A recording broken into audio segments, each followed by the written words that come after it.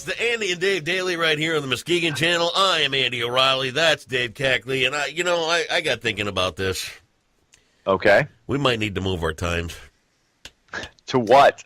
This waking up in the morning stuff. Uh-huh. I just don't think I need to do it anymore. You don't need to get up in the a.m.? Setting an alarm for 7:45.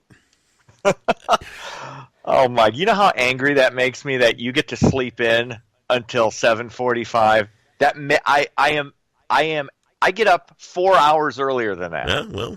4 hours. 3:45 a.m. I'm thinking of you. You're not. You don't care. You're right. You don't care. That was a feeble attempt at empathy on your part. I really don't care. I honestly don't. Of course. You could get up later if you wanted to. No, I couldn't. Yeah, you could. No, I couldn't. Yeah, you've got your little insecurities there. You need to be on television. Mm-hmm. So there's other things you could do. Trim the goatee. Huh? I got to trim the goatee. Yeah. Got to shave. I'm just saying. It's a hassle. You could find another line of work. You could do this with me from wherever, and you wouldn't have to be up at that time of day. If the money starts rolling in, then sure, no problem. I'm working on it. I could jump aboard. Why does it always come back to me for the money rolling in? Why don't you get out and sell something? Well, dude, I'm doing pro bono countertop fabrication on the side. I've got 12-hour days every day. Now, when that stops, if it does, yeah, I'll go out. I'll pound the pavement. Oh, hang on, I'll knock it out. Stall him. Oh, Andy's okay. Right. If I don't have anything to read, I can't talk. Right. Well, I know that. So, That's because you're kind of I'm not good at this impromptu, improvisational stream of consciousness speaking thing. Be able to stick and move. You know, yeah. Like me. I'm just. So that you didn't see that coming, did you? No, had no idea. Most people did see it coming. Grease lightning. No. Impressive. Fast on your feet, man. You didn't even see the foot moves there, did you? No, I didn't. See, that's what you get. Very. That's like why I said, I I'm get to sleep impressed. till 7:45, and you got to get up at 3:45. Yeah, see, it's like lunchtime for me right now. Is it? I'm hungry. Yeah, well. I had a handful of peanuts. I don't know. I'll probably a sausage egg McMuffin. Yeah? Yeah, that's cool. what I'm leaning towards. Well, I'm considering a new start time for this, so you know. Would you like? What would you like? Sleep until 10 really sounds good. I really want to punch you in the throat really hard. I've earned this. Yeah, I'm not saying you haven't earned it. What I'm saying is I'm jealous. Well, I am just be. ensconced in envy, and it really, really bothers me. Well, so I'll try and overcome that and do a newscast. Find a psychiatrist after the show. They're going to have to do pro bono work, too, because I can't afford it. Of course not. All right. Go.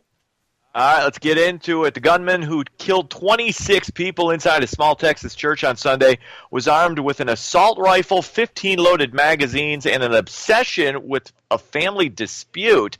The victims ranged in age from 17 months to 77 years old. According to investigators, Devin Patrick Kelly had a record of domestic violence, was obsessed with a domestic dispute, and sent threatening text messages to his mother-in-law as recently as Sunday morning. Oof. So, I mean, just absolutely insane. I was listening to Joe Rogan's podcast the other day, and he brought up an interesting study that revealed that all the mass shootings that we've had over the last 2 decades or so had some link to people being on prescription medication, either being on meds or withdrawing from meds. Now, that doesn't mean it caused this, but it's at least somewhat linked. I'll go back to a medication that I took for my foot for a little while. Okay. You know I've got this terminal foot problem. Right. It's terrible. Yeah, it's awful. They put me on Lyrica for a little while to try and get this thing under control, the pain underneath this thing. Uh-huh. And you know how some of these newer prescription type things will come with, here's Lyrica, it'll take care of your pain, and then the rest of the commercial is all the side effects that could happen. Yeah. Dude. It's like longer. The side effects are longer than the commercial. Right. I took Lyrica for about 3 days, and as it was building up in my system, every side effect that it listed was 100% dead on the money. You may experience suicidal thoughts. You may experience suicidal thoughts?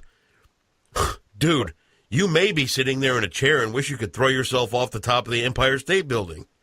It may be difficult to breathe. Really? You may get up out of a chair and be winded. It was terrible. It's these new medicines that they're coming out with, dude. They can scramble your brain. Mm-hmm. I'm here to tell you what. I don't know anything about the first thing of how they work in the mind and how they what they do or any of that kind of stuff. And for some people, they may be very effective. They may be very good. Right.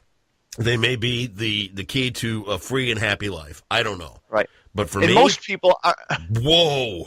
Yeah. Most people aren't going to act on these things. Right. But it's interesting that all of these mass shootings that have occurred are, everybody was either on prescription meds or they were withdrawing from prescription meds. Dude, and the fact that that's never really brought up when we talk about we talk about the big pharmacy, big pharma. Yeah, they got a powerful lobby. Well, we'll bring up the fact that this person had a mental issue, but we don't bring up what they were on, right? Or what amazing. Crazy. What else is going on? This is a crazy story out of Kansas. A black man confessed to spraying racist graffiti on his own car. 21-year-old Dontarius Williams admitted to spraying the graffiti that featured racial slurs like "go home," "date your own kind," and "die." This according to the Riley County Police. Now, authorities chose not to charge the man for filing a false police report, saying it would not be in the best interest of the citizens. Now, I get what they were. I kind of get what they were saying. What they might not, because we don't want to make this more of an issue. But now, the next time this happens, aren't you kind of going to be thinking, well, is this real or is this another? Can you cry wolf? Is this BS? How many times can you cry wolf? I don't. I think you got to treat this. You got to treat this like you would treat it if a white guy did it. As far as the seriousness of the crime, because you're stirring up a racial powder keg there.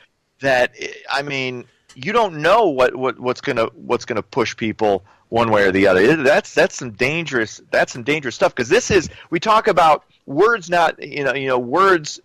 We talk about freedom of speech, unless it's words that incite violence, and that's what the graffiti was. Right. It was inciting violence. That's not freedom of speech. Not that. This guy was saying he had a right to do this. He admitted that he did it. Right. I look at it like this. That's some dangerous stuff. Anytime any of this stuff comes up, and it's wrong and it's terrible, like the thing in East Grand Rapids the other day, I guess we had something in Muskegon Heights yesterday too that was motivated by, and I didn't even catch the whole topic of what the motivation was, but dude. When do you get to the point where you're going to consider the source? Right. You know what? If it's some jackass that's going to spray paint something on a wall or this guy in his car and all that other, at what point do you just go, ugh. What would...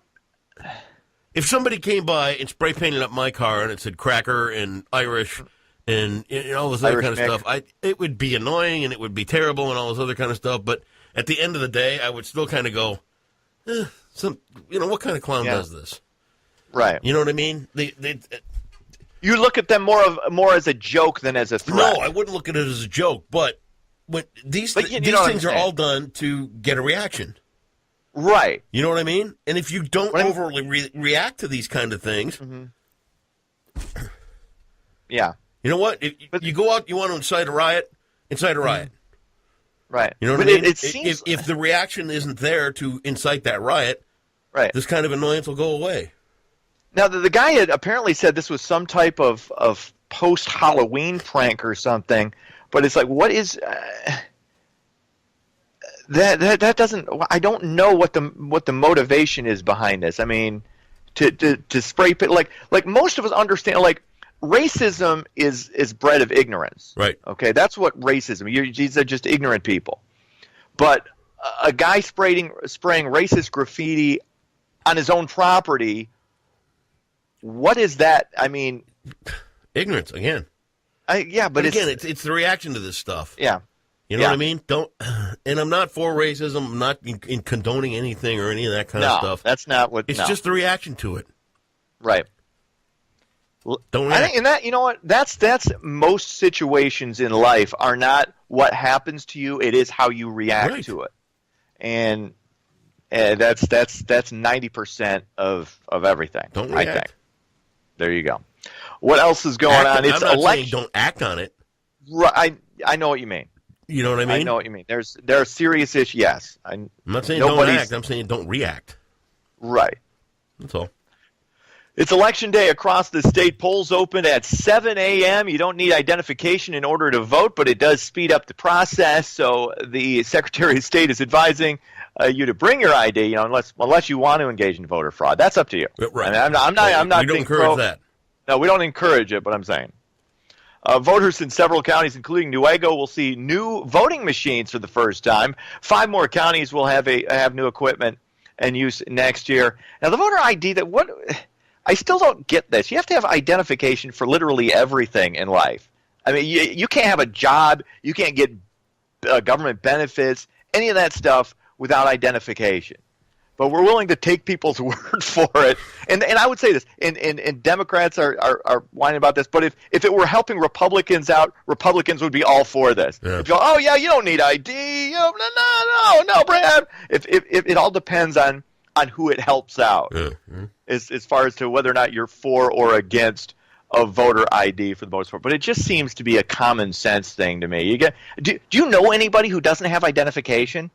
Have you ever known anybody who doesn't have some form of ID? People that lose their driver's license and stuff like that. Yeah, I mean, but they still have some form of identity. I mean, right. It's ridiculous to me. I don't understand. Yeah, I don't understand how that's even an issue. But anyway, well, it's only Tuesday, but a few Muskegon area high school football teams are getting ready for the next round of the playoffs. The Big Reds, fresh off a 55-20 pounding of Zeeland West, will play DeWitt at Grand Haven on Saturday. Muskegon Oak Ridge takes on Saginaw Swan Valley. That's an odd name for a Saginaw school. I would love to go to Saginaw Swan Valley. That sounds very serene and isn't it though? And nice, yeah. They'll play on Saturday as well. Another Saturday game has undefeated Montague hosting undefeated Ithaca. All kickoffs are set for round 1. I believe the Oak Ridge game is a 1:30 kickoff. But still has some teams alive. Shocking, Muskegon Catholic Central, They were looking for their 5th straight. They got knocked out. Mona Shores was upset by Forest Hill Central.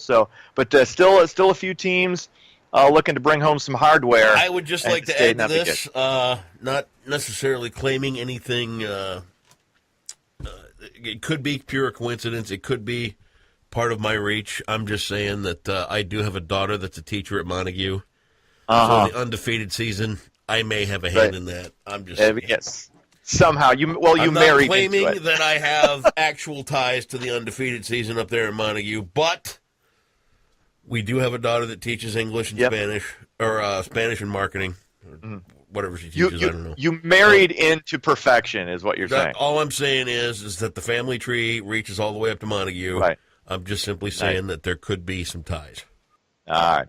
Sports, Monday Night Football, a historic night for the Detroit Lions. Not only do they defeat the Packers 30-17, for the first time in the history of Lambeau Field, the opposing team did not punt. The Lions did not have to punt the entire game. It was as much of a blowout as a 13-point win could be. The Packers scored a meaningless touchdown at the end to make it closer. I got something for you. What? Dude, the Lions, 4-4 in second place in the NFC North, are favored to win the division. What? Huh? What? They're favored to win the division. Dude, you got to shore up your Lion fan support for your campaign. You got to at least pretend to be more excited. Lions? Oh, I love the Detroit Lions. My favorite team. Always a winner. Love the Detroit Lions. Right on pick. Do what John Kerry did back in 2004. Pretend you care. What? Were we talking about the Detroit Lions? Just fake it. Fake some enthusiasm for the Lions. You got to be able to do that. I love the Lions. They're my favorite team. Right after Manchester United. I can't help you until you help you. Anyway, that's sports.